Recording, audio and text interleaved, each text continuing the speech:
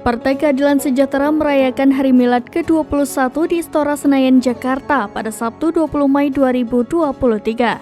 Acara tersebut juga turut dihadiri bakal calon presiden dari Koalisi Perubahan Anies Baswedan.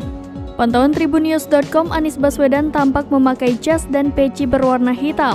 Ia terlihat ditemani oleh Wakil Presiden ke-10 dan ke-12, Yusuf Kala untuk naik ke atas panggung.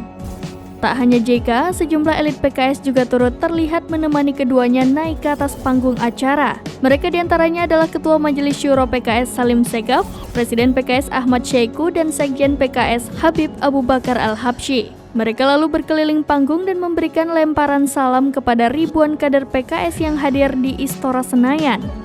Ribuan kader PKS pun bergemuruh sembari meneriakan Anies Presiden.